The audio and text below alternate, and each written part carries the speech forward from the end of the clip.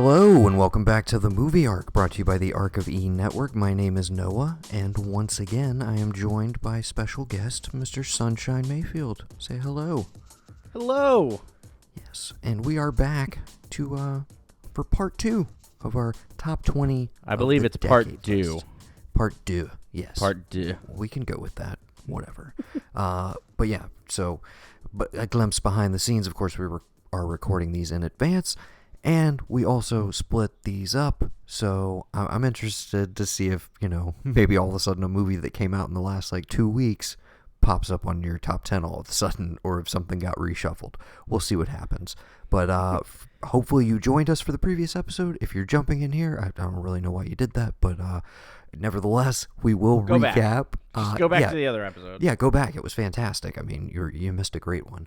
But we will recap right now our individual top 20 through 11s, and as the guest, I will let you go first, sir.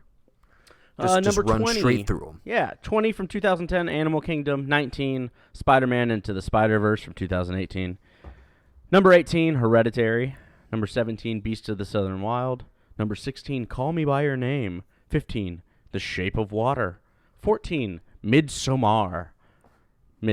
13, The Neon Demon. 12, The Handmaiden. 11, Toy Story 3. Okay, I That's thoroughly right. I'm enjoyed stopping that. because we're doing no, the other that makes parts perfect sense. this Okay. episode.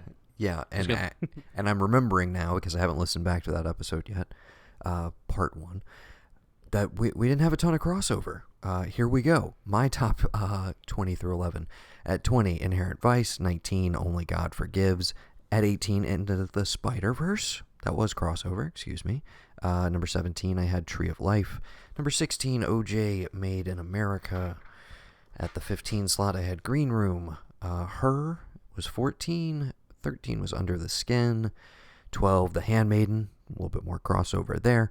And my number 11 was the very new and very fantastic The Souvenir from this year.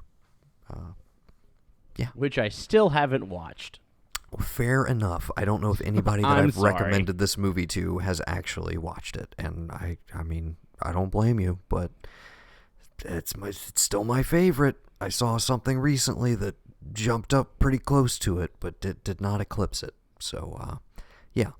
So, do you want to? We're back up to date. Do you want to kick things off with your number 10? Yeah, I can do that. That's Okay. a thing I can do. Well, do it. All right, Then Noah. do it, man. This was a movie that came out in 2013. Okay. It's about a 20-something supervising staff member of a residential treatment facility navigating the troubled waters of the world alongside her coworker and longtime boyfriend. Okay, well, this is a perfect transition point from The Souvenir. This is a movie that you've told me to watch for a while now, and I still haven't seen it. It's short term 12. It is short term 12, and you're so silly to not have seen it. Yeah. You've got Brie Larson, megastar Brie Larson. Yes. Sorry, Marvel fanboys who don't like her. I find her great. John Gallagher Jr., who was in Hush and also in The Newsroom. 10 Cloverfield Lane as well. And 10 Cloverfield Lane, that's correct. Stephanie Beatrice from Brooklyn Nine-Nine. Rami Malek, people have heard of. And then our boy. Sorry, that was some of the most elegant shade ever thrown at that man. Continue. I have no problems with Rami Malek. I just don't think he should have won for Bohemian Rhapsody. I'd be hard-pressed to disagree with you. And then our boy, who should have several awards, Lakeith Stanfield. Have you seen, sorry, side note, in the intervening weeks between recording these, have you seen the Uncut Gems trailer? I have not. Oh my God, do yourself a favor. No, I think I have. With Lakeith, right? Sandler, Lakeith are prominent in the trailer, as is Bogosian, and then you got Kevin Garnett bopping around there. You do see The Weeknd briefly, you hear The Weeknd, and yeah, but that cast apparently is insane, and I cannot wait to see that movie. Yeah, dude, I love me some Lakeith. I've never seen a movie where I haven't liked him. Yes. So I was about to mention a movie, but who knows? It might pop up on either of our lists. So we'll move along, and I will say that yes, it is still this like huge blind spot. That's Destin Daniel Cretton, is that correct? Yes, that is Destin Daniel Cretton. And he has Just Mercy coming out, I believe, later this year, which looks fantastic. That's Michael B. Jordan, Jamie Foxx, and Brie Larson. Love. Yeah, I don't know if you saw the trailer for that yet, but definitely, I need to catch up with him because that's a blind spot. He's wonderful. Sad He's wonderful. Yes. So So that's my number 10. So everybody is hearing this post Arctober, but we're recording this very close on the cusp of Arctober. I love this time of year. And we may or may not do a special episode devoted to the film that is at my number 10 slot. It's from 2014. I don't have the plot in front of me, so I'm not even going to make up one, but you keep doing that for your list because I enjoy that. I like guessing them. Fair. It's directed by Jennifer Kent, if that helps. It's The Babadook. I think it's, for my money... World's most annoying child in a movie. He's up there, but it's all purposeful. It plays for the purpose of the movie, and it works. Oh my God, it works. This movie. This is my kind of horror. This stuck with me, and I didn't rewatch it for a long time. I think because it genuinely got to me. And then when I did revisit it, it was almost like watching it again for the first time. And I was just right back in it, completely overwhelmed, shocked at every turn, even though I knew the ones that were coming. And I definitely noticed a lot of things I didn't get on the first viewing. And I noticed scares, frankly, that I missed the first time around. Because there is so much subtlety to this, even though it has this great slow burn escalation.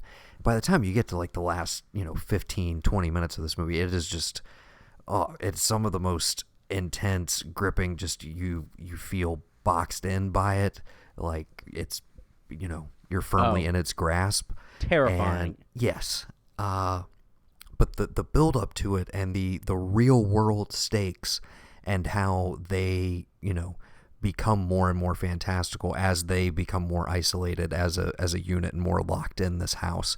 And the back half of that movie is just astounding. But throughout, Essie Davis is delivering what I think is one. I mean, we're gonna do a performance.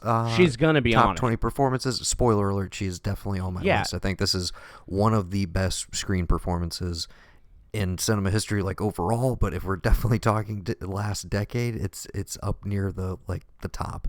I think she is phenomenal in this. It transcends any of the trappings of the genre. That's part of what I love about it is ostensibly a horror movie.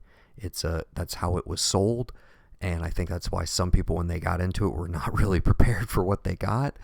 But as I said, the exact kind of horror that I like, that is grounded in reality but elevates emotion. It's a lot of what we talked about when we talk about Ari Aster, somebody who may pop up again. I don't know. So I think I've already talked about him twice. Yeah, I believe you have. Excuse me. Have you already hit both of them? I have. Yes. Excuse me. Well, yes. I was totally listening when you recapped. Yeah, sounds like it. Yes. Okay. No, I was so worried about how I was going to read through mine. Anyways, The Babadook, it's amazing. It's now going to be one of those that I save for the back half of October, and it's kind of entered that new pantheon. I think it's a new classic of the genre, and I love it top to bottom. It gets better every time I watch it. Ooh, a new classics episode could be fun. Yes, that is a definite that we will be doing a top 10. Again, that's already happened. You guys already listened to it, and again, it was great, right? It's fantastic. So, go ahead and hit me with your number 9. That was my number 10. That was The Babadook from 2014. You and I were literally just talking off mic, and you asked me to name a 2014 movie, and I said to you, I was like, dude, I couldn't even tell you what my number 1 got it right there in front of you, man. Yeah. Pay attention. Anyways, hit me with your number 9, please. 2013. At the age of 21, Tim discovers he can travel in time and change what happens and has happened in his own life. His decisions to make the world a better place by getting a girlfriend turns out not to be as easy as you might think.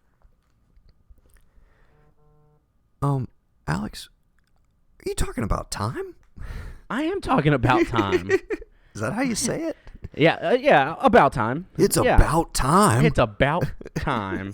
Well, and here's the thing. Here's what kicked me. Still so haven't I seen kn- it. Hey, well, just for the record, still haven't seen it. When even reading this description of it, it sells itself even on IMDb and in its marketing at the beginning. It's like this nice little rom-com, and what a goofy story. This guy wants a girlfriend, and so he can time travel to try to make things right. And then you watch it, and it is so much more than that. It is that is such a small aspect of the movie. It plays a whole lot more with family and death and loss and raising a family and engaging in relationships, and it's absolutely beautiful with the performance of Bill Nye as probably the shining star throughout. But it's a phenomenal movie, man, and I've cried every time I watched it, like a giant secure man. I feel like this is tears. one that like I probably still will never get to unless like the next time you're visiting me or I'm visiting you, we just sit down and watch it together. Like, we can which do I would that. I would totally And be you willing will- to do. and we you can will just cry record a live commentary like a on my first baby. watch and see what happens. Yeah. No, man, you gotta just really immerse yourself into it. Get lost in it. It's also got Margot Robbie in it and Rachel McAdams. I did not know that was an early Robbie. Yeah. Okay. So, it's real solid. And so, All right. do yourself a favor, watch it. I feel like most people have.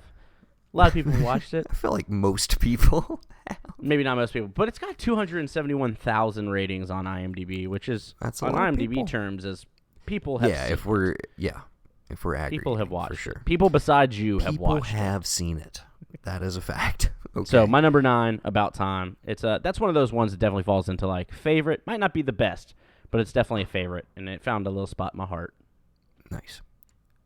I'm pausing for a second. I may keep this in the cast or not. I'm not sure. I'm pretty sure Veronica's about to walk in the front door. I don't know if she knows I'm recording, so might need to pause for just a second. Hi, Veronica. Just had to close the cat out and everything. Okay, so back to the matter at hand. Back in the matter at hand. Back to the matter at hand. Yes. That should definitely be a bumper. I should record that with like a bunch of effects on it.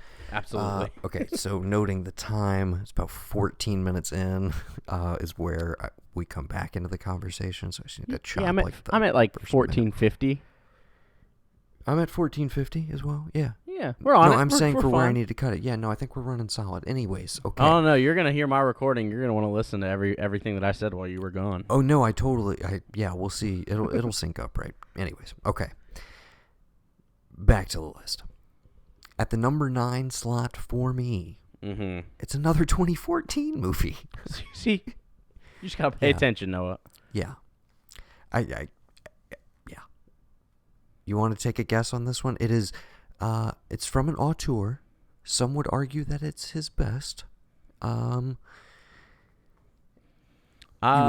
You were just talking about time. This is probably a little more niche. Probably seen by less people. I'd be curious if you pulled up the IMDb ratings for it. I was going in one direction, Definitely- but you've already said Inherent Vice. Definitely an acquired taste. Kind of auteur. An acquired. I don't. When was The Lobster? When was that? Was that the 2014 or 15?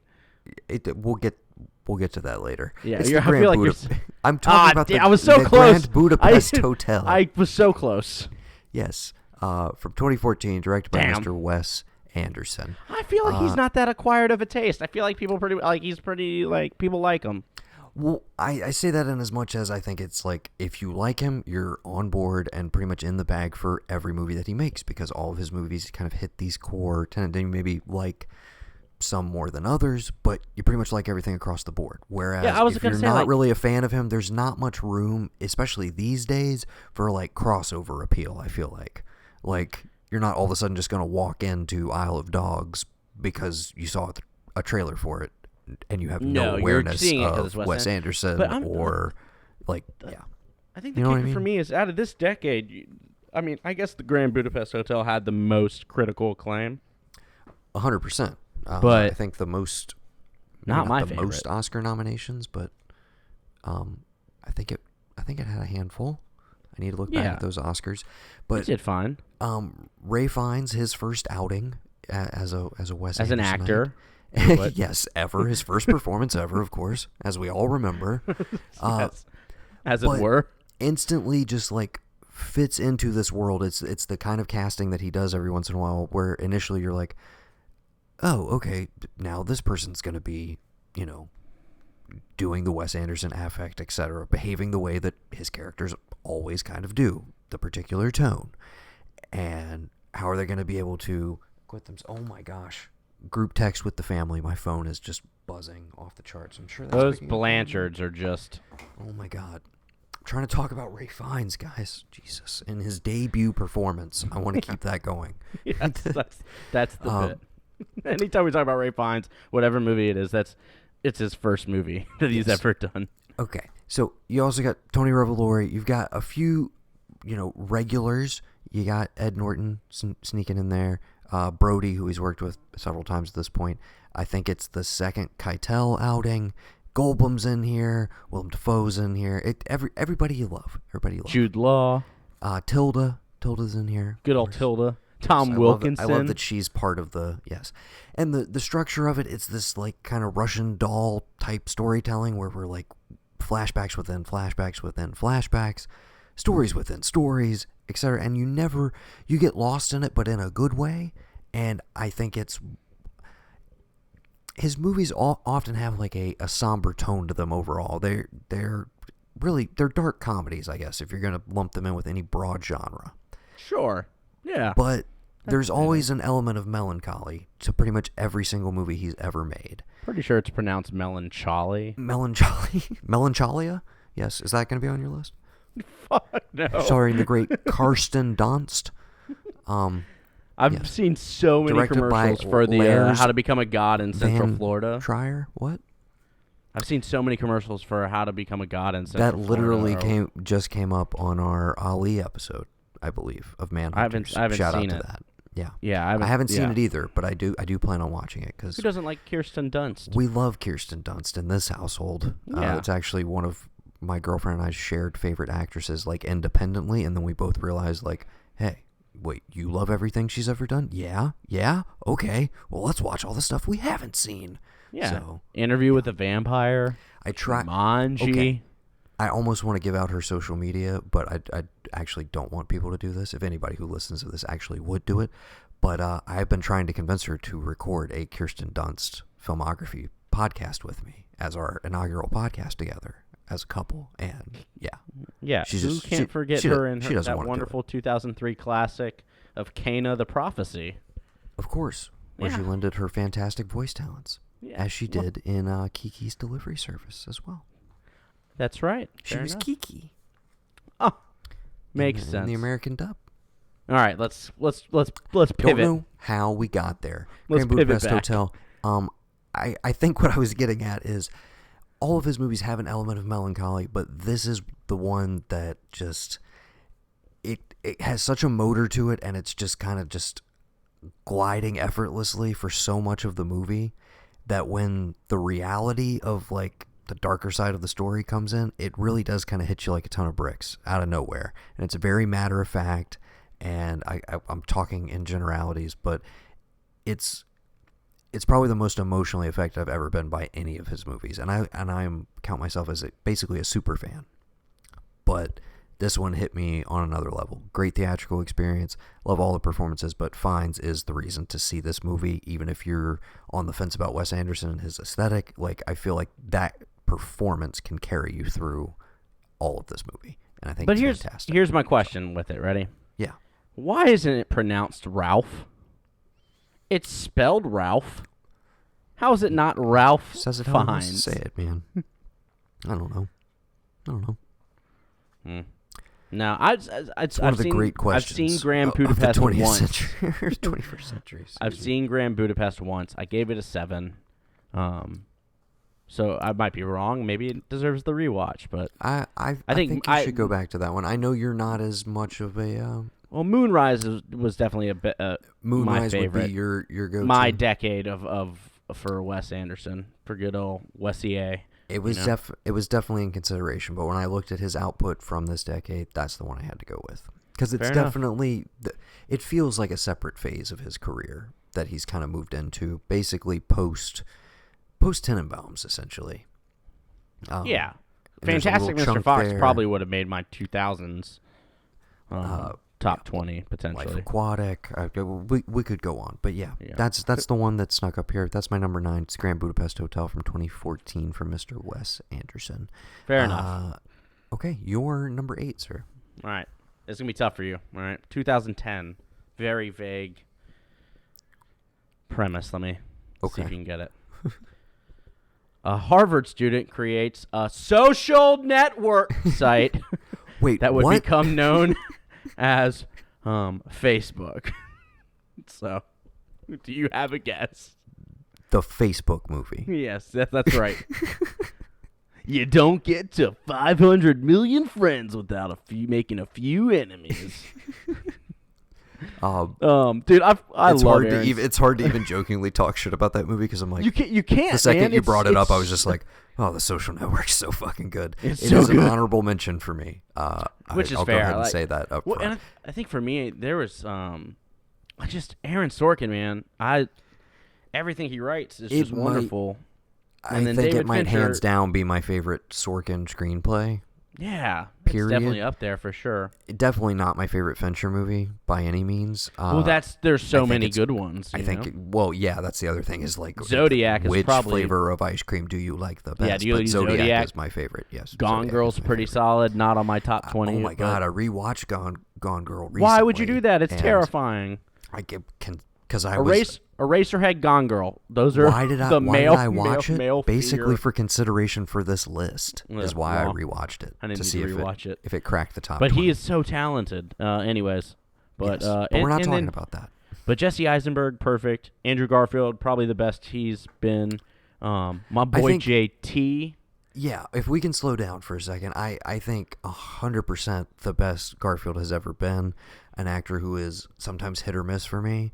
But the final confrontation, I won't even bother doing my terrible version of it, but the showdown basically in the Facebook offices where he leaves and he punks out JT, yes, who is great in the movie as well, and then I feel like I don't know. Eisenberg's one of those guys who I feel like has gotten a tough rap, and like Sarah as well. And of course, it was always a comparison between the two of them, but they just got so much criticism and just hyper attention on every aspect of their performances for such a concentrated period of time, where it was just like, oh, he's doing this and he's doing this, and like, oh, I don't fucking like him. I don't like his face. Like they were those type of actors that people just had a visceral reaction to one way or the other. And you go back and you watch this, and it's just like, I don't look at it now as I maybe did then as like, holy shit, this is the real deal. This is actually 100% the way Zuckerberg is in real life. This mercenary, I'm sure. And you start to realize, I think, the more you watch it, like, it is a performance. I don't know. I think there's a story that I don't think they actually met at all prior. I think they had an awkward interaction after the movie had been released. Sure. But I guess what I'm saying is I appreciate it that much more so as a performance because he's not basing it off of anything. He's basing it off of a mood and a tone and like how his read on the character, but he's not doing an imitation. Right. And it's great, man. It's so seamless. For 2 hours, you finish it in what feels like 30 minutes. Like, it is. Yes. Beautiful. Great stuff. Stunning. Just fantastic performances left and right, and a completely stacked cast. And I love some of the supporting players in here, particularly John Getz, who's like basically the main prosecutor for the Winklevi, I believe. Yes. He basically has all the best lines in like the depositions and stuff. He's fantastic. Goes all the way back to Blood Simple with the Coens.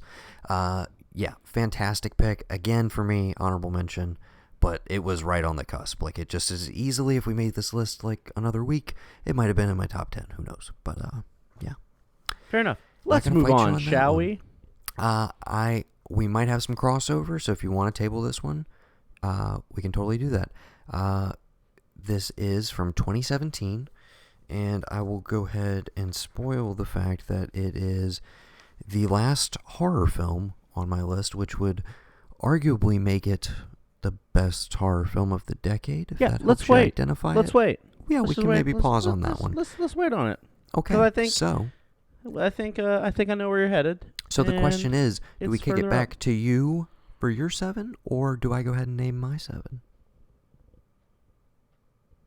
Go ahead and name your 7, Noah. Name your 7. Let's talk a little bit more about you. Yes, let's. Please, let's. Don't let me dominate this. Okay. This is the second appearance. I think this is the first second appearance of a director on my list. The film is from 2012. And it was my favorite year. Starring 2 of the greatest actors to ever walk the planet Earth, one of which who is unfortunately not with us anymore. Can you name the movie? I'm going to go with The Master. You would be 100% correct, sir. This is the highest ranking, spoiler alert, PTA movie on my list. Phantom Thread did not make the cut. Though I love it, I have not rewatched it nearly as much as I have Inherent Vice and The Master. To remind you again, Inherent Vice was my number 20. I was primed for this. This is post There Will Be Blood. This is like, what's he been cooking up? We've heard it's about Scientology, possibly. Maybe it's not actually about Scientology. Tom Cruise is pissed off. They're not friends anymore. What's going on with this? Joaquin's, going like really hardcore into this character. What's with some of the delivery? What's going on in these trailers? What's with Philip Seymour Hoffman and Amy Adams' energy? So many questions. I sit down and I watch it properly projected in 70 millimeter. And this is one of the best theatrical experiences of my life. Just absolutely gorgeous from a pure aesthetic point of view. From a pure technical filmmaking, like I was just, jaw on the floor for pretty much the entirety of the movie. And then there's the performances. The kind of early centerpiece, I forget what the process they identify it as, but essentially the interview segment with Joaquin and Philip Seymour Hoffman is just, it's a masterclass of acting, and you can literally take that scene and then, spoiler alert for The Master. It's the master class. Yes, 100%. I meant the pun. I totally. And then you can take that and immediately watch their final scene together. Spoiler alert. I won't say how that final scene ends, but you can immediately jump to their final scene together in the movie. And it's their perfect bookends. It's a masterclass. Yeah, you already said it. Terrible joke. Whatever. It's The Master. It's from 2012. I love it. I adore it. It's amazing. Joaquin Phoenix as Freddie Quell, definitely going to be on my performances list. Spoiler alert. He is incredible, and the late great PSH is just on another planet, man. That's arguably in his like top 3 best of his career. He did some of his best work with PTA, his old buddy. Sad that we're never going to get another one of them together. So let's move along from that. Well, side note, after the Emmys happened, I saw a tweet that said there could literally be an award that's called Best Amy Adams Performance, and she would still lose to Isla Fisher. But her performance in The Master made me think of, like, she could have easily... Did she get nominated for that one? I believe they were all nominated. And she is yet to win an Oscar. Yeah, I believe, if I'm not mistaken, Joaquin as best PSH as supporting, and I think she got supporting actress as well. It should have been Joaquin that year. That is one of the best performances I've ever seen by an actor, period. He is that person. He is not himself. Can't wait for the Joker. I have seen it as of when you're listening to this once again, but as of the recording, I have October. not. Next but week. I am primed. Right? Yeah, it's very close. Very close. I'm excited to see what all of the fuss is about. So I'm sure we've done an episode on it by now. Go listen to that. Scroll back up in your feed. That was my number 7. Give me your number 7. My number 7. All right. 2011. Okay. All right. The Oakland A's general manager, Billy Beane, successful attempt to assemble a baseball team. It's Moneyball. Let's talk about Moneyball for a second, okay? I would love to. Moneyball is 100% the biggest. I should have rewatched this movie beforehand because I am on a roll. I'm like, not that I ever was out of love with him, but I am so back in love with Brad Pitt after Once Upon a Time in Hollywood and Ad Astra this year. I'm totally back on board. I watched Burn After Reading recently. I've been revisiting some of my favorite supporting performances here and there, and it just occurred to me. I was like, oh my, Moneyball. And in my Moneyball. Yes, I was like, I loved it when I saw it. I watched it one more time with my dad because I was like, this is the rare movie that I could show to my dad and he would be totally invested and interested in, that also has all of these just like great cinematic pleasures for me. I was like, this is a perfect movie. And then I have not revisited it since. I own it on Blu-ray. I've seen it those 2 times. And I had a panic where I was just like, I should rewatch that before I make my list. And I never got around to it, and I still haven't in this last week. But conceivably, yeah, Moneyball is somewhere on this list in another universe. I love that movie. Yeah. Talk about why you love it, please. Well, let's see. It's written by, do you remember? Aaron Sorkin? Aaron the West Wing Sorkin. 2 in a row. I think I just said Social Network isn't arguably his best script, but Moneyball is really good. Oh my God, dude. And this is incredible writer, maybe not as good as a director. This is tied. I never watched tied for the number 1 slot of Brad Pitt performances, and I'm in the midst of trying to suss out what that actually is at this point because Once Upon a Time in Hollywood and the aforementioned Ad Astra have confused that in my brain. I don't know what his best performance is anymore. Well, and then it's weird because it's a baseball movie, but you're talking Brad Pitt, Jonah Hill, Philip Seymour Hoffman, Robin Wright, Chris Pratt. What is that? That doesn't happen in sports movies, and it does, and it's wonderful. And we just talked about Philip Seymour Hoffman, and the dude's great in this as well. Yes. As the angry manager who wants a better team to play with. I think it's simultaneously like it's Pitt showing a little bit of a different gear, like, you know, kind of gracefully aging. Like this is a dad role essentially, not something you would expect him to play, but you just buy him as, you know, ex-ball player. You 100% buy like the athleticism, all that stuff. But then I also remember at the time, this was really the first, you know, this was Jonah breaking out of the Apatow-verse and like, hey, I'm an actor.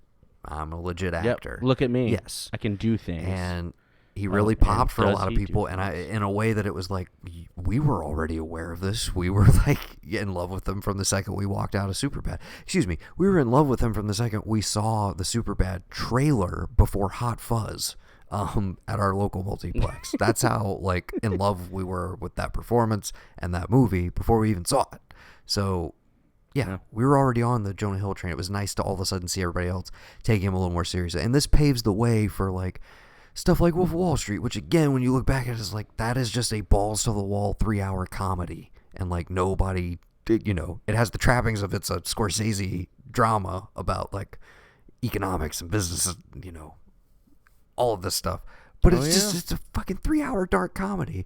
And he subs perfectly into that, where it's like he, you know, can bring in his comedic chops, but he can also play something that's just like heightened and crazy and like technically real world and doesn't have the trappings of what you necessarily expect from a Jonah Hill movie. So, and now he's a director. I liked mid-90s quite a bit. I'm interested to see what he does. And in the Batman. Yes, and that's being negotiated as we're recording this, whether he will appear as the Riddler or possibly the Penguin in The Batman against Robert Pattinson, directed by Matt Reeves. Fingers crossed. So number 7, Moneyball. Okay, Boom. fantastic pick. I'm going to rewatch it soon, and then I'm going to be like, oh my god, it should have been my number 4 or something like that. So, Yeah. anyways. Very much so. My number 6 is also one that has undoubtedly has to be crossover. So I think we should just table it. It's from 2016, and it's by one of the best. It's weird to call him up and coming. He's been active for a while, but he's just like one of the best filmmakers working right now. I'll leave it at that. Yeah, that's some crossover. Okay, yes. So I will go back to you for your 6. Oh, because we have to. Like, you can't jump to your 5. I mean, I could, my 6. but that would lose all weird. sense of what's going on. Yeah. Yes. All right. You're gonna easily know this one. 2011, and it's about a mysterious Hollywood stuntman who moonlights. Fantastic choice. Moonlights as a getaway driver. I think if you listen to part 1, I did mention that the only NWR movie that was going to make my list was Only God Forgives. So of course Drive is an honorable mention for me. But please, let's discuss. Well, I first saw this when my film professor said, "Hey, we're studying film noir. This is a neo noir, and you should go watch it right now, noir." And so we did. We got to do that instead of going to class. And it was, he was right, because, again, marketing at its worst, it gets pitched as like a Turbo or a Need for Speed. And what's great is, even in spite of that, it still made a shit ton of money. Well, yeah, because people were like, oh, that's not what this is, and it's actually really quite amazing. And the answer is yes. With a killer soundtrack and just Ryan Gosling being his stoic, wonderful self. And this was definitely, it was a vibe for a while. Like, I feel like in the next year or two after it came out, you could kind of feel it permeating parts of culture, musically speaking. Some people's videos were starting to take on some of these aesthetics. Pretty much the entire video game series Hotline Miami basically wouldn't exist without like Drive and David Lynch. So yeah, you see it kind of oozing it, like the style that oozes off of this movie starts to invade all sorts of other types of media. And I feel like that's calmed down a little bit, mainly because where was the ripoff of Drive? You know what I'm saying? Where was other people trying to ape the early 80s Michael Mann aesthetic the way that NWR was doing? And, like, why did we not get a slew of Drive ripoffs? If we did, maybe I just didn't see them. But so, like, yeah, Need for Speed with Aaron Paul came out in 2014. There's got to be some. I'm guessing, like, maybe The Getaway with, or just Getaway. Maybe they dropped the with Ethan Hawke. I guess any car-based movie is technically, like, treading kind of in that territory. And maybe just, nothing rose to the top in terms of imitators, but I feel like it stands as kind of this weird singular moment that really had, it was kind of unprecedented when it happened and hasn't been replicated in the same way, even though you kind of could credit it as kickstarting the kind of 80s nostalgia wave in a big bad way that leads to eventually Stranger Things and kind of what we've been living in the wake of right now, and like a lot of 80s properties just being revived and brought back to life. But yeah, and for me it was just the total subtleness of the entire thing, how like very normalized everything was up until the just absolute brutality that comes midway through. And that's what I love about it, is it has the cool factor, like on the surface level, that everybody can kind of enjoy about it. But the movie, it has this brooding undercurrent the whole time, and you can feel it there. You can feel the tension there. But when it does start to escalate and the violence starts to happen, that's when I feel like some people bail on this movie, because it is 100%, stick with it. it is a Nicholas Winding Refn movie, and it's like, yeah, I'm still going to get to what you kind of expect from me at this point if you've been following my career. For a lot of people, Yeah. this was Stab someone with a this shower was the first time curtain ever. rod. Yes, that sequence, a standout of his entire filmography. That's amazing. The entire finale with Albert Brooks and the editing in that. Another movie that I'm like, this should have won for editing, sound mixing. Him running sound over Ron editing. Perlman, like running Ron Perlman off the road, Fantastic and the stuntman mask. Just talking about it, I want to rewatch that too. I need to make a stack Yeah, right man. now and crank through Well, Moneyball and Drive and a handful of others. But I literally And Drive is the reason that I found Only God Forgives and Yes. and Neon Demon and Too Old to Die And- Young, and I love all of those things. And so for me, I feel Drive has to be at the top because it led to me just being into NWR in that way. yes. And again, honorable mention for me mainly because I was like, there's only a handful of directors that maybe get to take up 2 slots on here, and I absolutely adore NWR, but I was like, but I can isolate it down to Only God Forgives, because I think I identified it in the previous cast as like, that's when I knew that like he was a guy for me, because he made a movie that was 100% him and like wasn't trying to appease anybody. And I was like, I'm going to go on this journey with you because you're not trying to come to me necessarily. You're not trying to make movies to please an audience. And I dig that. So, Yeah. anyways. All right. Let's make some moves. Let's drive on over to the next, your number 5. This Noah. one may be crossover, but you know what? I don't give a shit. It's from 2014. It's directed by Damien Chazelle, and it's called Whiplash. All right, so we can do a lot of this. So because we've got some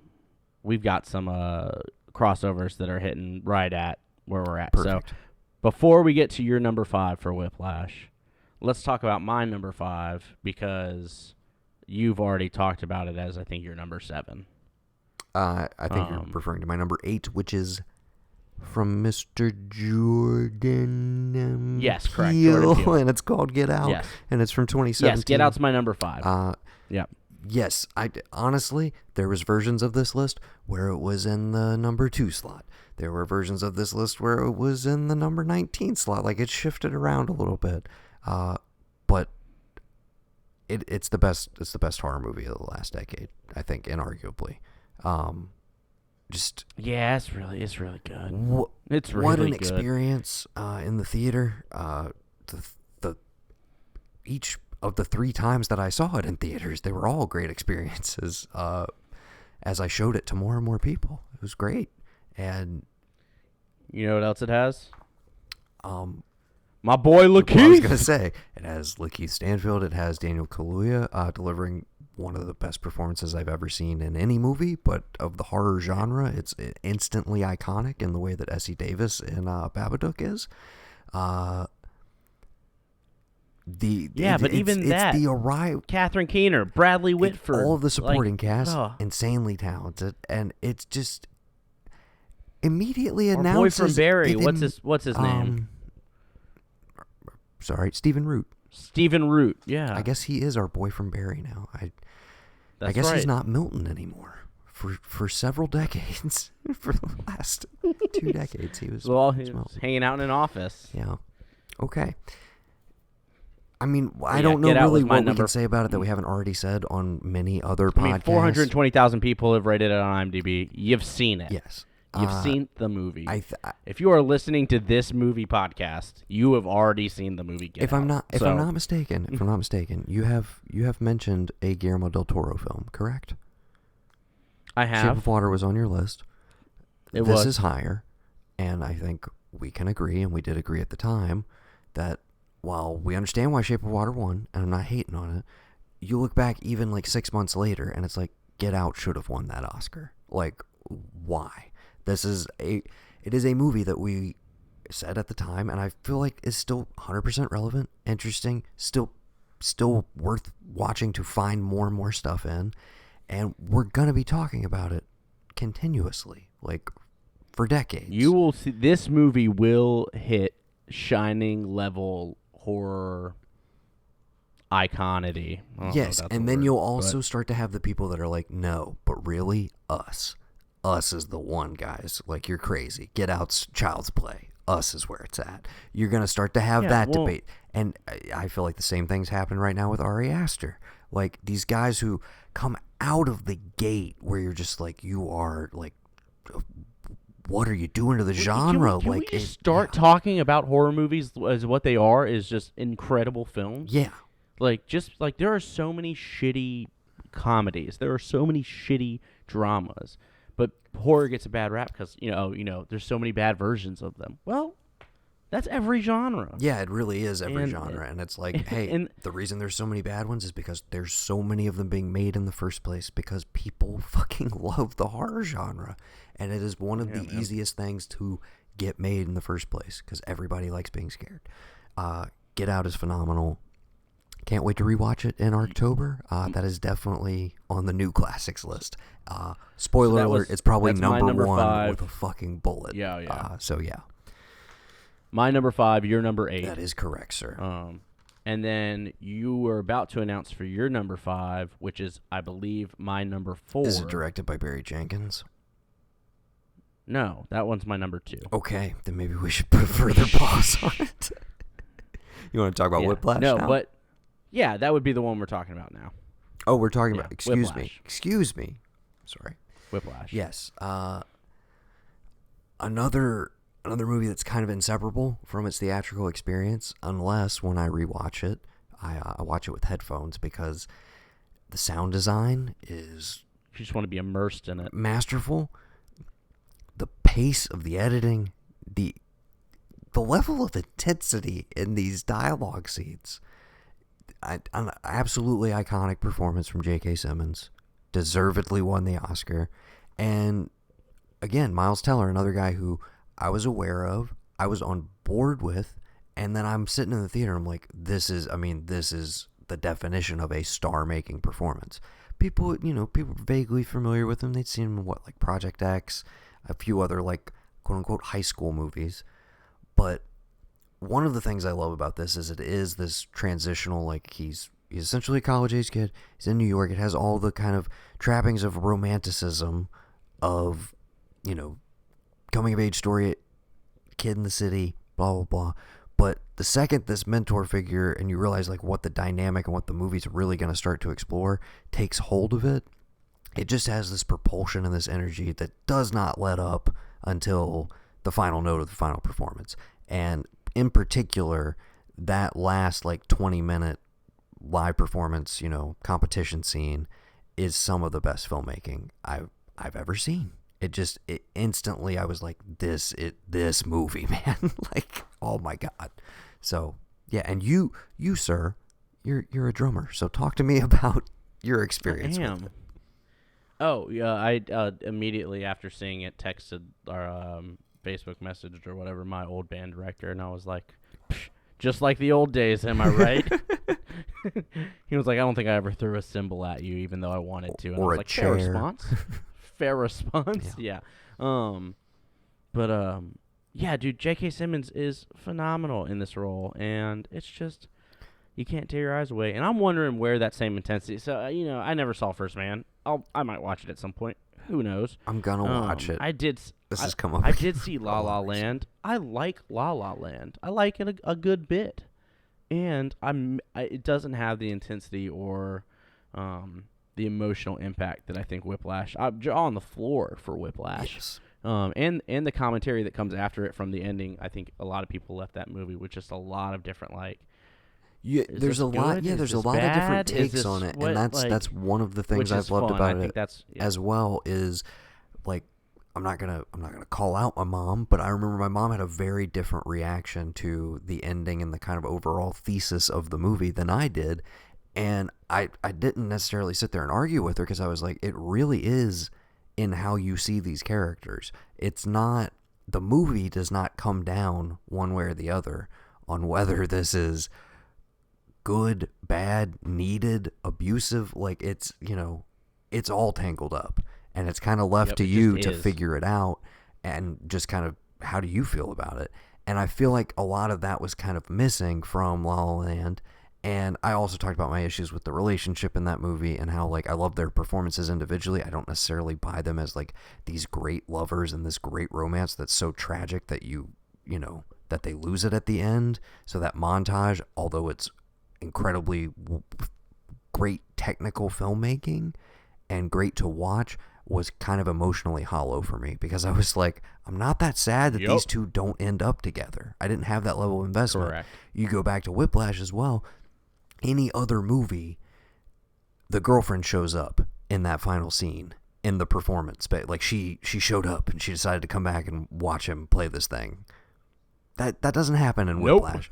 That whole thread gets jettisoned at a certain point in the movie, and that is really when you're like, holy shit, he's gonna go as far as he can. Like, he's gonna go off the deep end if that's what it takes to get to this otherworldly place of drumming ability. And the other thing is, you buy it. Like, when you get to that performance, you are like, holy shit, dude, he's the greatest drummer, like, of his generation. Oh my God, this moment that we're all seeing together. Even if you're not, like, even if you know nothing about rhythm or beats or drumming, like, it plays as so compelling and fantastic and gets you just completely amped up to this level, and it just crescendos and boom, credits. That's the other thing I love about it. There's no let's stop and think about this afterwards. It's just nope, and we're ending on the absolute highest of high note we possibly could. You make what you will of it. What a great movie. It's an hour and 45 minutes, and because of the uncomfortableness, you feel like after seeing it that you have sat through a 5-hour marathon. Oh, it is exhausting in the best way possible. Exactly. God, what a great movie. So you're number 5, my number 4. That is correct. Whiplash. What's your number 4? My number 4. I'm going to take a wild guess, and maybe this is not crossover, even though I'm kind of like, it has to be, right?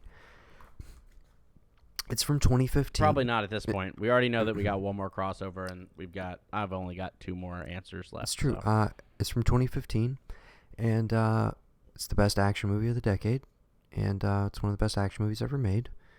It is the 4th in a, I would say, long-running franchise, but more like long-spaced-out franchise that has changed acting hands, but not directorial hands, and it's maybe the greatest 4th film in a series ever. I don't know if anybody could name a better one. Is this on your list? You're 2000. Indiana Jones and the Kingdom of the Crystal Skull came out in 2008. So yeah, no, that can't be what you're talking about. That is not what I'm talking about. But that is the best 4th movie in a franchise. I'm gonna just 2015 4th movie of an action franchise. Yes. Clearly not on your list. John Wick doesn't have 4 movies Not yet. All right. What is it? It's Mad Max Fury Road. Oh, yeah. No, that was lovely. Not even on your list. Not even on my honorable mentions. Not even on your top 20 or your honorable mentions. Oh. I like the movie. It's astounding. A lot. It's what it is really good. It is pure cinema. That is why I love this movie. It is like 110% high octane, just in your face filmmaking with a capital fucking F. It. I really liked it. It is enthralling. It is the epitome. You and I were talking off mic before we started this, that you just threw on 300 in the background, and I was like, yeah, I never go back to that one because at home it's just not the same experience, kind of thing. That's the way. And, the way you might be inclined to feel about Fury Road until you actually sit down and watch it on Blu-ray, and then you're right back in it. It's never going to be that theatrical experience. The first time I saw it was on Blu-ray. Oh my God, sir! And see, if ever there is a re-release near you, do yourself I don't favor, do those. Sir. I don't do those. God. It's great. I don't pay to see movies in theaters that have already come and gone. Fair enough. Charlize Theron. I don't know if I've ever done that. Okay. I'm almost done. Charlize Theron as Furiosa, just instantly iconic performance. Tom Hardy just slips in perfectly. I know some like hardcore fans of the series were like, I don't know, he's not playing it the same way Mel played it, blah, blah, blah. And none of that bothered me at all, because just everything about that movie just fires on all cylinders. I love it. Infinitely rewatchable. I go back to it at least like twice a year. It's just great. It's fantastic. And It's got Toe Cutter in it again. It does have Toe Cutter, yeah. As Immortan Joe. And this is like the first what did you purchase. Say his name was? Immortan Joe. Yeah, I thought it was Immortal Joe for the longest time. Yeah, this would be the reason basically for me to upgrade to 4K at this point. It would be the first thing that I would buy on 4K if I were to do so. Directed by Ezra Miller. What? What about Ezra? I said directed by Ezra Miller. So funny. So funny. Directed by the great George Miller, who is like the most badass, like, what, 78? How old is he? I have no idea. I'll look it up. I don't know. He's 70 plus. I know that. He's just, what a madman. I adore him. He's a real mad George. He was born in 1945, which would put him at 74. Hell yeah. 74. So, George, if you're not already, go ahead and crank out the promised sequels to this movie. There's literally no way they could disappoint. Like, just... Yeah, he's already on for Mad Max The Wasteland. Yes, literally just make more of these. Give me that same energy. You could literally just... You can do all the same gags again. I really don't care. I just want to go back to The Wasteland, man. I love the world. I love the world that he's established up to this point. It's great. Give me more Furiosa. Give me more Max. Give me more of that world. That's my number 4. It's Mad Max Fury Road from 2015. What happens if Babe crosses over into the Mad Max universe? Is that? I think he'd do quite well for himself. Yeah, he'd be a nice meal. He's plucky. He's plucky. More importantly, I'd like to see James Cromwell in the Mad Max universe. Fair Maybe enough. as like the new helicopter guy. I don't know. Okay. Gyrocopter pilot, excuse me. Who is actually in Fury Road as well, if I'm not mistaken. I think you're right. All right. Where are we at? Number I'm 3s? lost. Yeah, number 3s. My number 3. Hit me with it. 2011. Okay.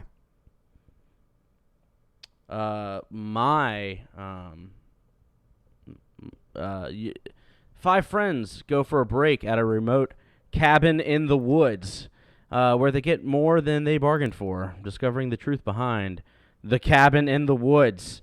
Do you have a guess at what movie I'm talking about, Noah? Evil Dead, the remake. It is 2. Evil Dead 2. That was a total. Yes, that was a total Gavin delivery. I don't know if you caught that. Was it Evil Dead? Yeah. I liked Evil Dead. Anyways, that's not the Evil movie. Dead was Cabin phenomenal. in the What Woods. you talking about? Cabin in the Woods from yes. Drew Goddard. Who did you have Bad Times on your list? I did not. I liked Bad Times. I couldn't remember if that snuck into the top 2011. No. Okay. I liked Bad Times.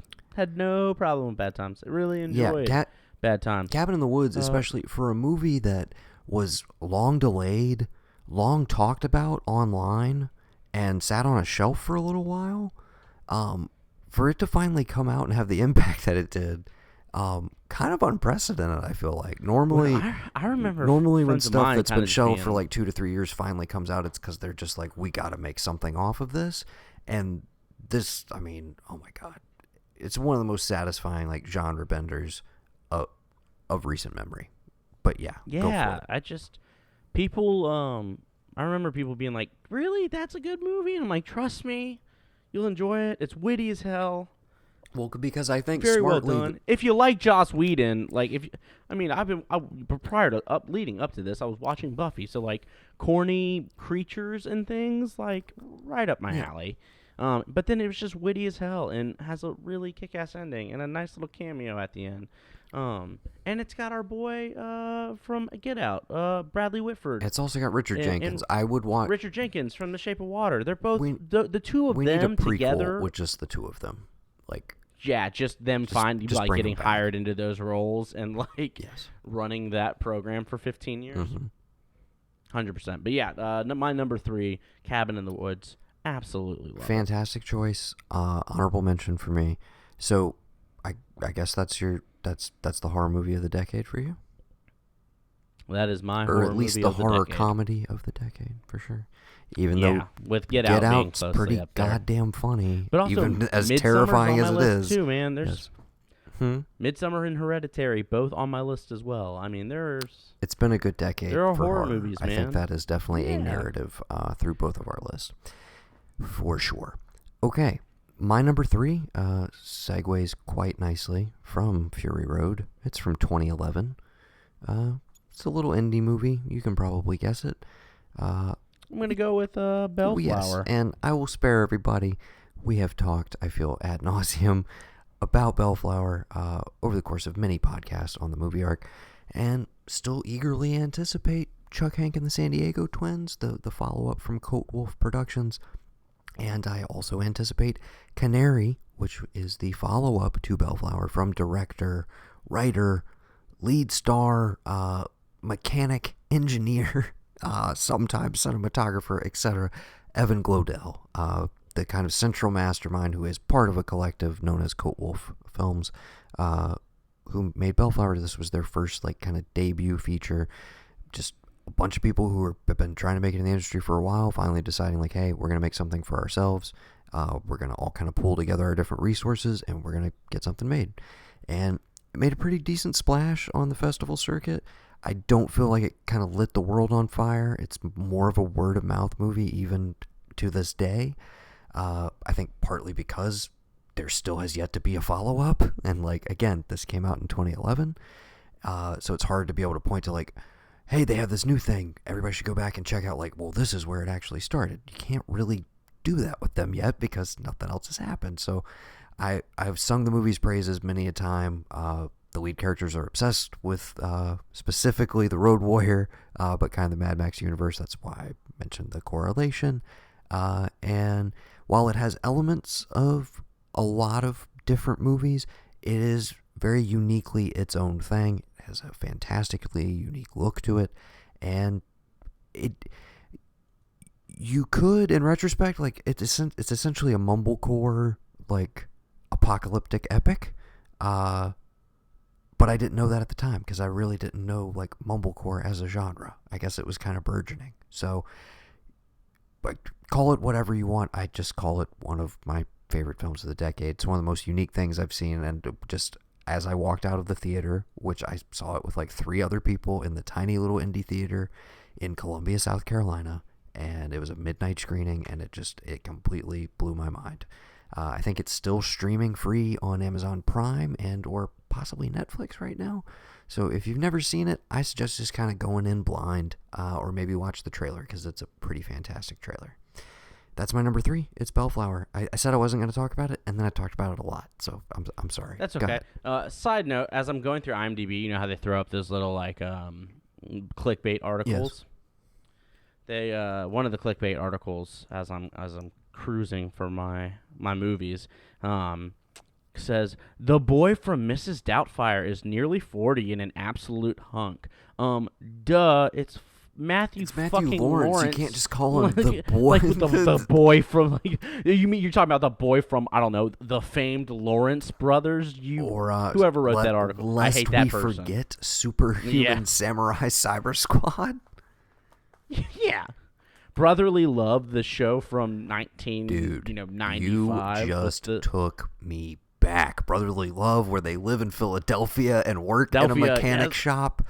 They're brothers, and they love each other. Professor and they're Keen in the city Bean of a brotherly their love. buddy? Keen Bean from Richie Rich, that actor?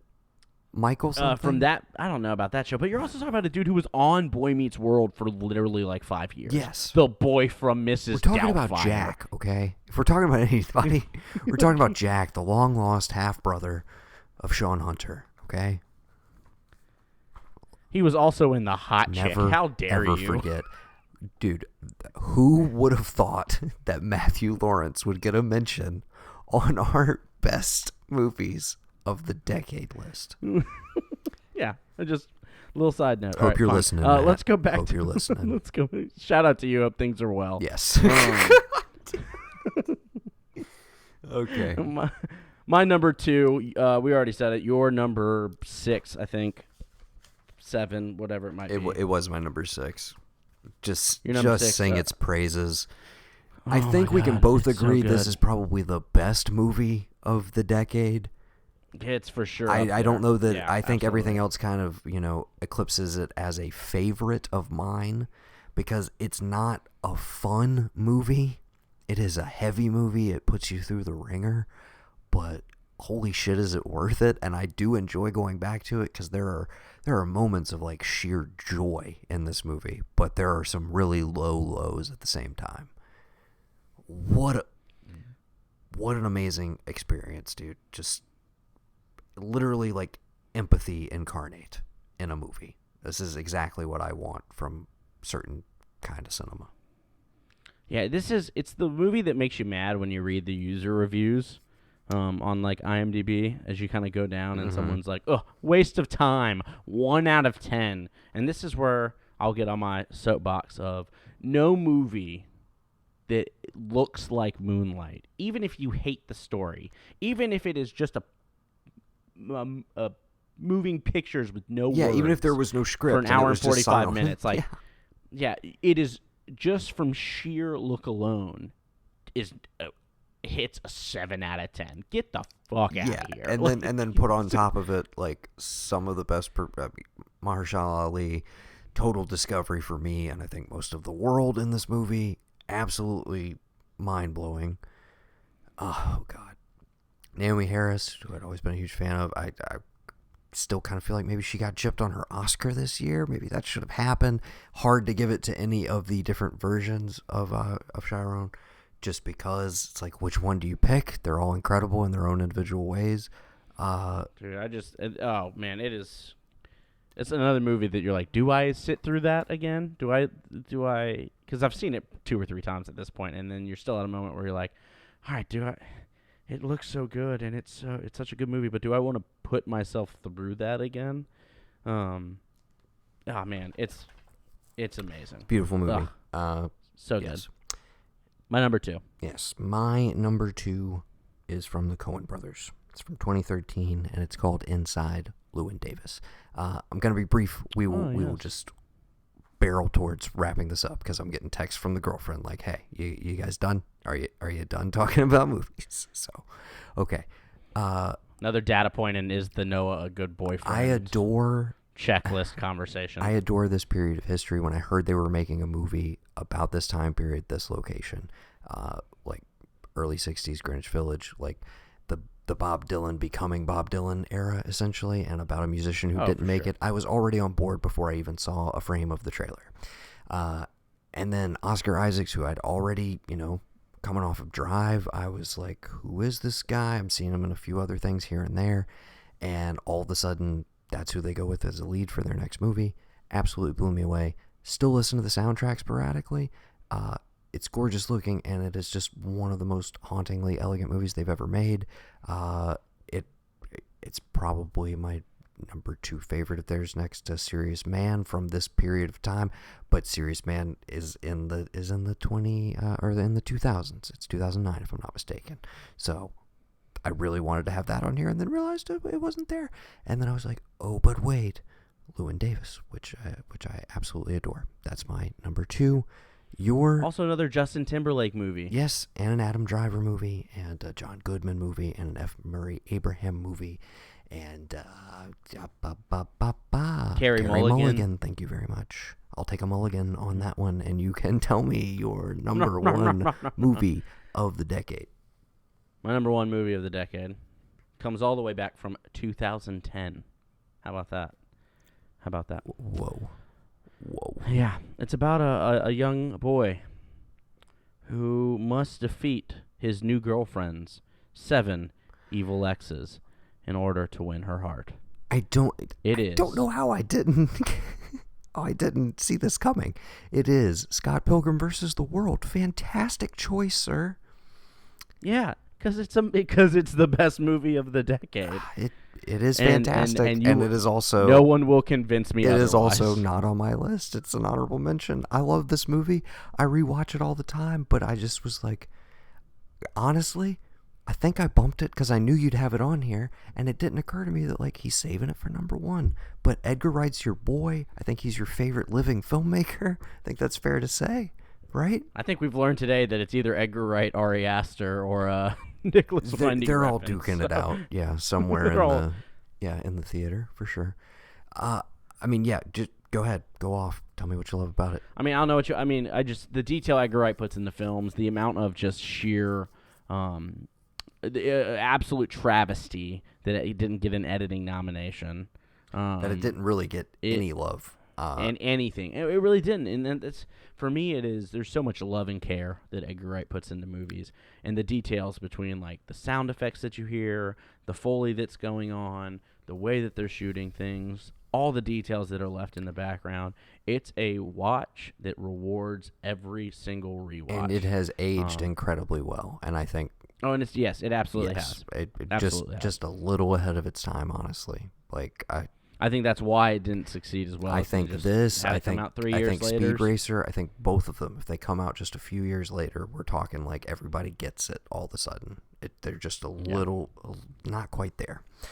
My number one, Scott fantastic Pilgrim choice versus the World.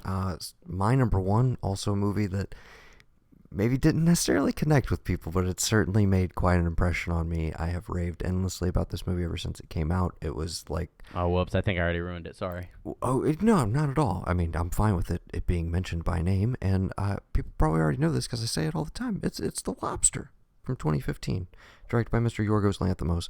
I had seen Dogtooth, and I really liked it, but I did not know what to expect from this movie when I sat down for it, other than fantastic trailer, and it's got my boy Colin Farrell in it. That's all I really needed to know, and that's all I really feel like anybody needs to know, other than the great log line of, it takes place in a world where you have to have a significant other, and if you don't, they send you to a hotel where you have a certain period of time to find a soulmate, essentially, a partner, otherwise you get turned into the animal of your choice.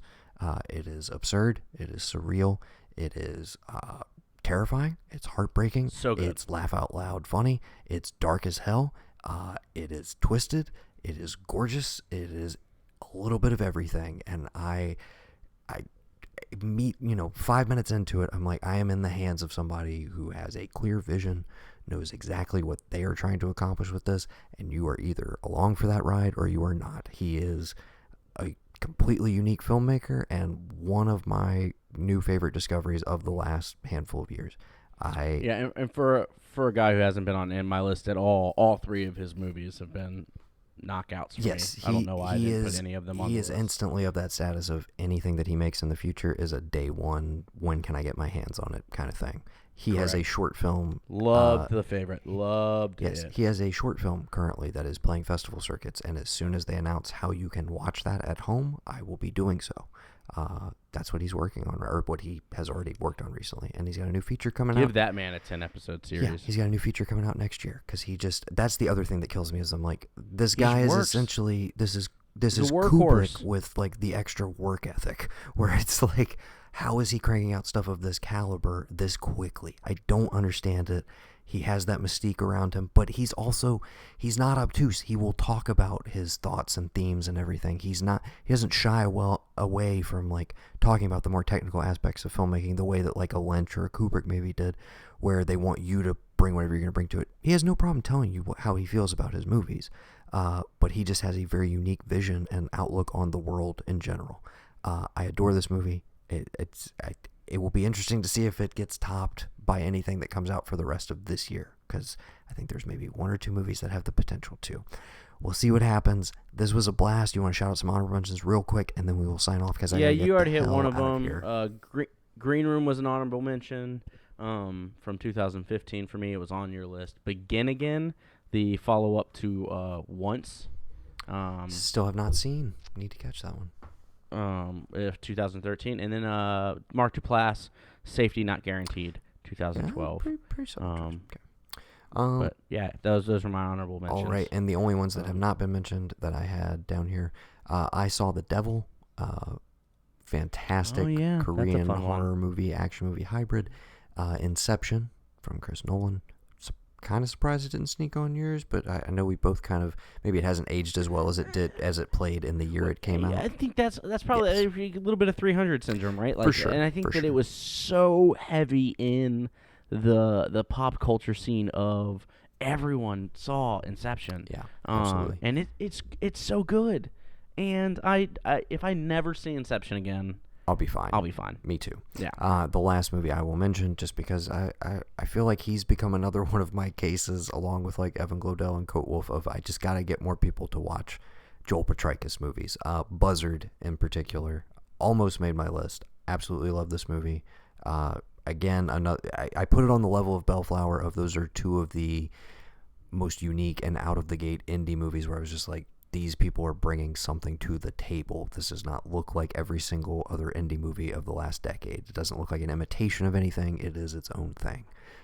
So that's the last one I want to shout out. Go check out Buzzard. Okay. We will have our full list posted on the website as well, and stay tuned. I don't know what order we're airing all of these, but we are doing performances. We're also doing albums. This is fun. I enjoyed doing it. And anything you want to say to the people before we sign off? No, thanks for having me. Enjoyed being a part of it, and I look forward to being invited back. Appreciate it. Until next time, I have been Noah. I have been Sunshine. And this has been The Movie Arc. Thanks for listening.